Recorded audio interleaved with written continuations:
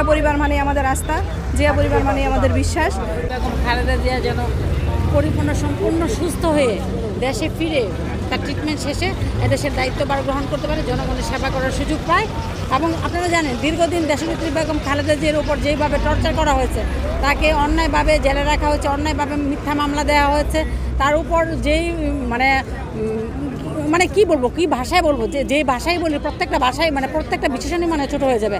কারণ এ দেশের যে নেত্রী, বাংলাদেশের সবচেয়ে জনপ্রিয় নেত্রী, যে নেত্রী তিনবার প্রধানমন্ত্রী হয়েছেন, স্বাধীনতার ঘোষকের স্ত্রী, একজন রাষ্ট্রপতির স্ত্রী, তাকে কিন্তু মৌলিক অধিকারটা গ্রহণ করতে দেওয়া হয় না, তার ট্রিটমেন্ট করতে দেওয়া হয় না। তাদের জাতের পাতা হাতের পাতা তারা কিন্তু দেশের বাইরে যে ট্রিটমেন্ট করেছে।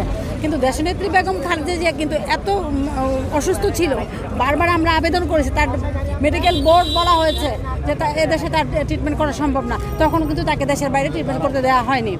সো আজকে আমাদের দেশবাসীর কাছে একটাই প্রত্যাশা, আপনারা সবাই দোয়া করবেন সে আবার ফিরে আসবে এবং বাংলাদেশের মানুষ যখনই সুযোগ পায় তখন কিন্তু জিয়া পরিবারের পক্ষে রায় দেয়, আর জিয়া পরিবারের রায় দেয় মানে হচ্ছে জনগণ ভালো থাকে। ধন্যবাদ আপনাকে। আজকে বেগম খালেদা জিয়াকে উন্নত চিকিৎসার জন্য বিদায় জানাতে এসেছেন, আপনার আজকের যে অনুভূতি সেটা একটু জানাবেন আমাদের। আমরা দেশনেত্রী বেগম খালেদা জিয়াকে যে বিদায় জানাতে যে আন্তর্জাতিক বিমানবন্দরে এসেছি, এর অনুভূতি আমরা ভাষায় বলে প্রকাশ করতে পারবো না। আজকে আমাদের ঈদ মানুষের জীবনে যেরকম একটা আনন্দ বয়ে নিয়ে আসে, এরকম আনন্দ আমাদের জীবনে বয়ে নিয়ে আসতেছে। জিয়া পরিবার মানে আমাদের আস্থা, জিয়া পরিবার মানে আমাদের বিশ্বাস।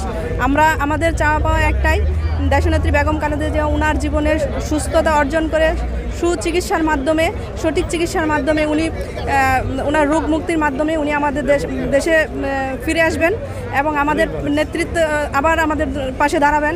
উনি আমাদের আবারও আমরা ওনার পাশে দাঁড়িয়ে থেকে দেশ ও জনগণের সেবা করার জন্য উনি দেশে ফিরে আসবেন, এটাই আমাদের প্রত্যাশা।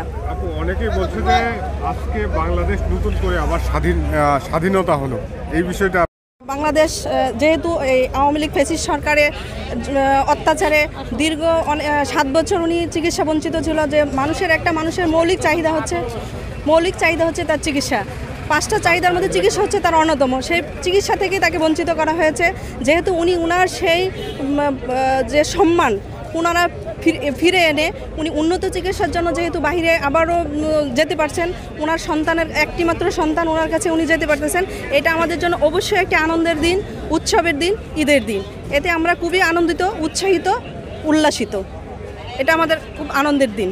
এটাই আমরা দেশবাসীর কাছে আজকে প্রত্যাশা করব, ওনারা সবাই ম্যাডাম জিয়ার জন্য দোয়া করবেন যেন আমাদের কাছে সুস্থই আমাদের দেশে ফিরে আসেন।